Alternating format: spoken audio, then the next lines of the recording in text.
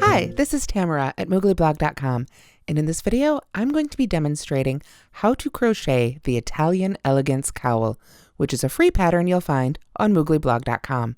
Please go to the link in the description where you will find both right and left-handed video tutorials, a link out to the written pattern, and links to all the supplies you need, including the yarn and the crochet hook. This pattern calls for 1 ball of red heart and Italian story luce and a USK 6.5 millimeter hook. This one is by Furls. Now let's take a look at the finished cowl. Alright, and here we have the Italian Elegance Cowl. It's a very simple pattern, crocheted in the round. We start at the bottom with a solid round of double crochets, and then we make some special cluster stitches on up till we have the height we want, and then finish with another round of double crochet. You can see the beautiful Italian story luce has these gorgeous sequins in it. If you're unable to find this yarn, Red Heart Hygge Charm would be a great substitute, as it has a sparkle. It's not a sequin sparkle, it's a sparkly thread, but it has the sparkle and it's the same weight. So now let's go ahead and take a look at the stitches that make up the cowl. Now, the Italian Elegance Cowl can be made with any multiple of 2 stitches. However, I recommend starting with a chain of 86. This will give us a finished cowl if you meet the gauge listed in the pattern of around 30 inches around or 15 inches laid flat like we just saw. It's also about 10 inches tall or wide depending on how you look at it. Now, since as I said, it's any multiple of 2, I'm just going to make a tiny little cowl here to demonstrate today. So if you're making it full size, you can chain to your desired length or until you have 86 chains. All right, after you've made your 86 chains, you're going to skip the 2 chains closest to the hook and double crochet in each remaining chain across.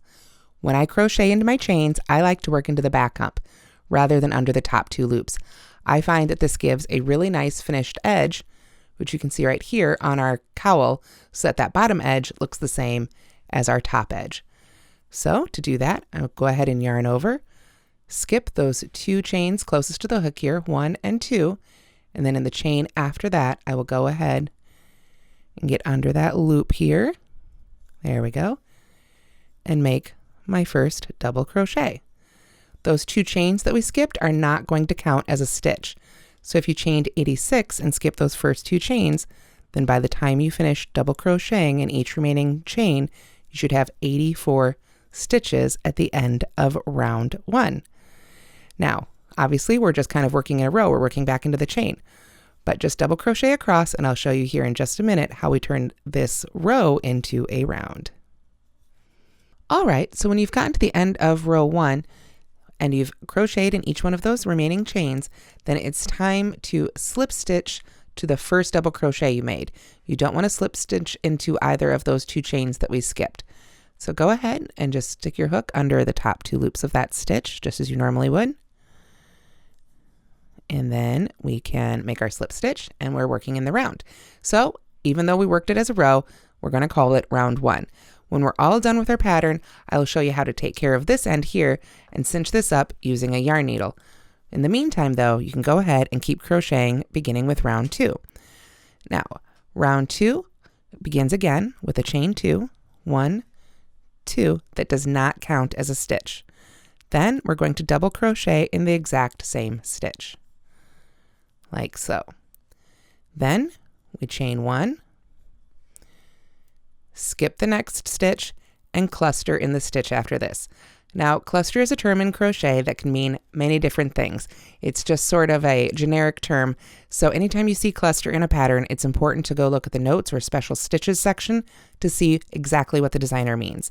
For this pattern, a cluster is a double crochet 2 together, but all worked into 1 stitch so that it's not a decrease. So let's go ahead and make that together. I'll yarn over, go into the stitch, pull up my loop, yarn over and pull through 2, stop with 2 loops left on the hook, yarn over again, go back into the same stitch, pull up another loop, yarn over and pull through 2, and then with 3 loops left on the hook, we yarn over and pull through all 3 loops. There we go. This yarn does have quite a bit of texture to it between the sequins and just the general fuzziness and the animal hair, so you do need to take your time with this yarn a little bit. So after I make that cluster, I am ready to continue with our repeat, which is just chain 1, skip the next stitch, cluster in the next stitch. And that's what we're going to do all the way around. Make one a little quickly here for you, and then I will make the next one slowly once more. So there was a cluster, then we chain 1, skip the next stitch, and then cluster in the next.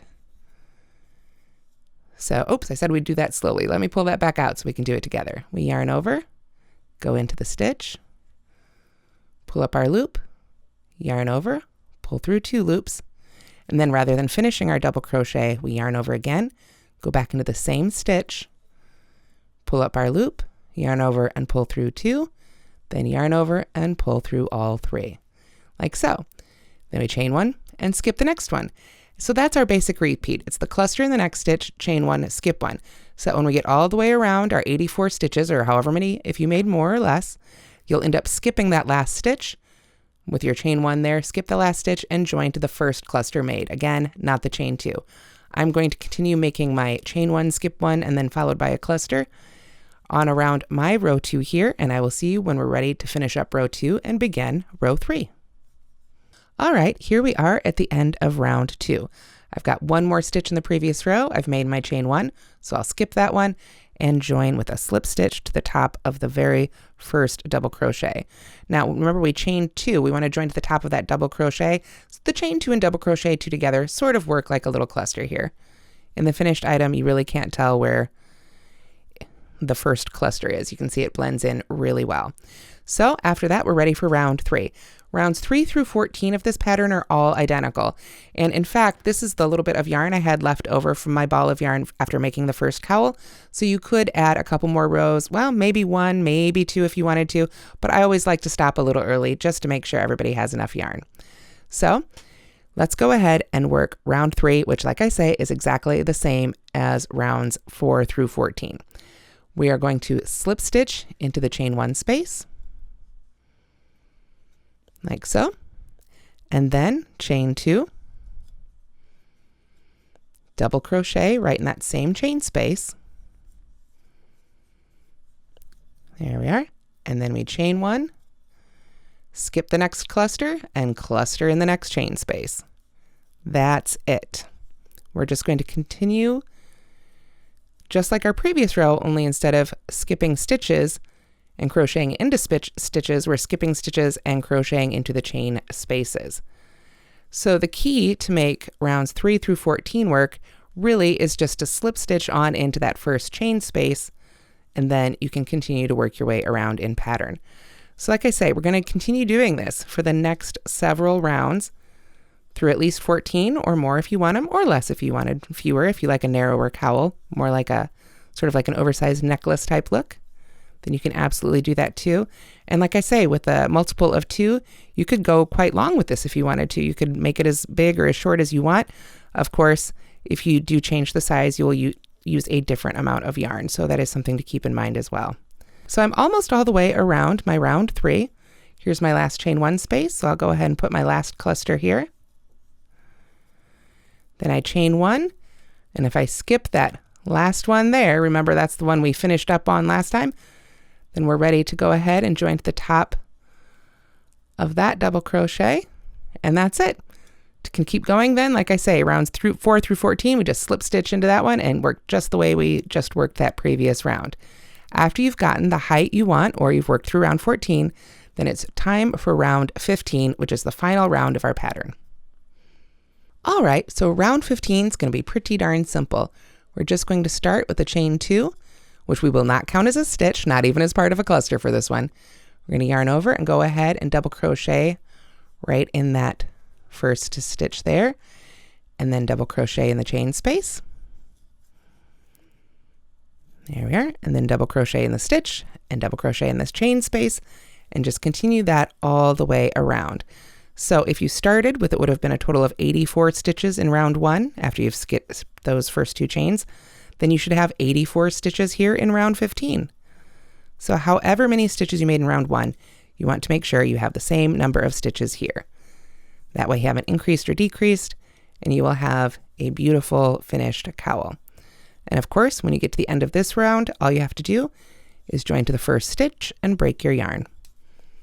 And of course, then weave in your ends. But that will be when you will also need to address the end here after that we made on row 1. So let me go ahead and put my hook down. It's kind of addictive, isn't it? Just making double crochet sometimes, you just don't want to stop. But I think you've got the idea. So that is our last round, just a round of double crochets. I get to the end, join, break the yarn, all done. But we still need to come back and take care of this end here. Now, of course, anytime you weave in your ends, I highly recommend using a yarn needle. I'm a big fan of weaving in at least 6 inches or 15 centimeters on your ends just to make sure your ends are secure, because there's nothing worse than making a project than having it come apart on you. So to finish up this round 1, where we didn't have it closed here at the bottom, all I'm going to do is put that beginning end on my yarn needle, and then I am going to go right under those loops at the base of my first stitch. Now remember, I said I like to work into that back hump, so it gives me this really nice 2-loop bottom on my project. So I can just stick my needle right under those 2 loops, cinch it up, kind of come back over to that one there, send it down in there, and then when I weave in that end, it's invisible, and we'll have a great finished edge to our project. So let's take one more look at the finished Italian Elegance Cowl. All right, here we have the finished cowl again. You can see we have our first row of double crochet, then our rows of clusters on up, followed by a final round of double crochet. But I just wanted to go ahead and point out, right around here, I believe it's right about there, is where I had cinched together those 2 stitches. Because if we look here, I had it a minute ago. Okay, there it is. It's genuinely difficult to find the seam in this pattern. Doing the chain 2 and then double crochet really does visually sort of make it look like the rest of the clusters. But officially, our seam's right about there, so that's about where we finished off. But you can absolutely get a great finished look with this cowl, even though it's very simple. It's also very elegant. I think sometimes the simplest designs have the best look. And all it takes is 1 ball of Red Heart in Italian Storie Luce. Like I said, if you do want to substitute, Red Heart Hookah Charm would be a great one to use. You'll need about 200 yards, so still just about 1 ball of most yarns. Like I say, there was a little bit extra left at the end of this one. It is a 218 yard ball, so it probably takes a little bit less than 200, but that gives you a little extra room to wiggle too, since everybody's gauge is just that little bit different. I hope you'll give this pattern a try. Once again, go to the link in the description. There you'll find the right and left-handed videos, as well as links to the yarn and the hook and everything else you've seen here today. If you liked this video, please do give it a like, leave us a comment, and don't forget to subscribe. Thank you so much for watching.